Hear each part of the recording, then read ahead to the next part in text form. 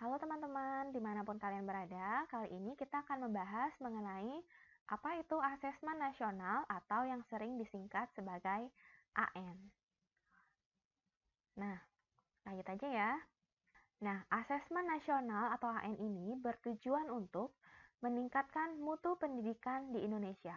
Nah, sekarang pertanyaannya, bagaimana cara meningkatkan mutu pendidikan?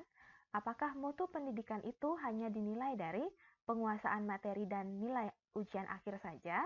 Nah, jawabannya enggak ya.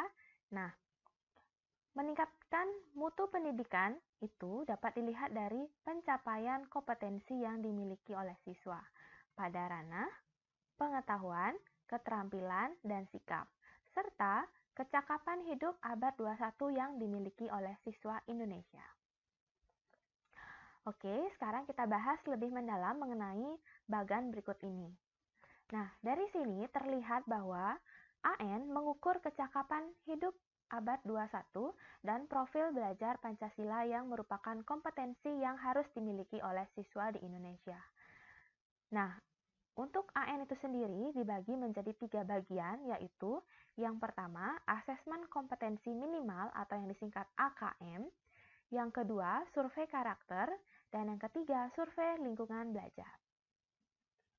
Kita bahas satu persatu. Yang pertama, kita akan bahas mengenai AKM atau asesmen kompetensi minimal.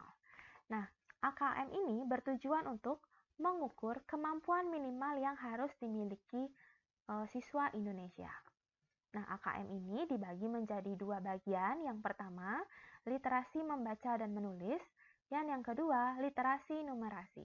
Nah, mungkin dari nama-namanya ini udah kebayang ya, berkaitan dengan mapel apa. Nah, tapi di AKM ini, literasi membaca dan literasi numerasinya ini diterapkan lintas bidang atau di semua ranah kehidupan sehari-hari. Bagian yang kedua adalah survei karakter.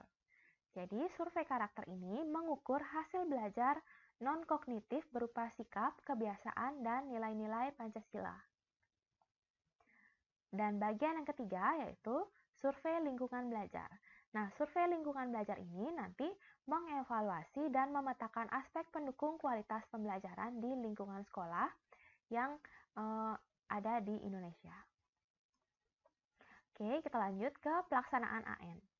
Nah, pelaksanaan asesmen nasional ini yang pertama tidak menggantikan ujian nasional atau UN. Jadi karena sifatnya tidak menggantikan UN, maka tidak menjadi penentu kelulusan siswa. Jadi kelulusan siswa itu tetap ada di tangan sekolah. Nah, karena tidak menentukan kelulusan, maka AN ini dilaksanakan untuk siswa kelas 5, 8, dan 11. Dengan tujuan bahwa hasil AN ini digunakan untuk dasar memperbaiki kegiatan pembelajaran ke depannya di kelas 6, 9, dan 12. Yang ketiga, untuk tingkat SMA SMK sederajat, pelaksanaan AN dibagi menjadi 36 soal literasi membaca dan 36 soal literasi numerasi. Selanjutnya, soal-soal AN ini bersifat adaptif atau soal-soal itu sesuai dengan kemampuan atau kompetensi yang dimiliki oleh siswa.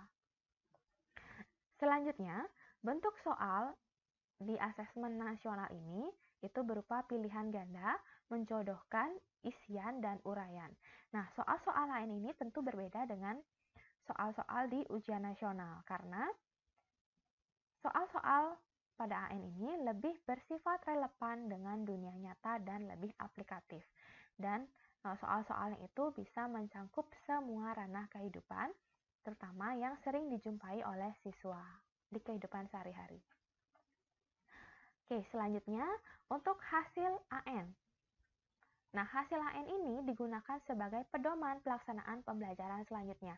Nah, seperti yang sudah saya bahas tadi ya, karena AN ini dilaksanakan di kelas 5, 8, dan 11, maka mereka masih ada satu tingkat lagi yang harus dilewati. Nah, hasil AN ini akan menjadi pedoman untuk sekolah, guru-guru, dan siswa untuk melaksanakan pembelajaran yang menekankan terhadap pencapaian kompetensi yang harus dimiliki oleh siswa. Oke, demikian penjelasan mengenai asesmen nasional. Semoga teman-teman bisa memahami ya apa itu mengenai asesmen nasional dan bisa mempersiapkan diri untuk melaksanakan asesmen nasional di tahun 2021. Semangat!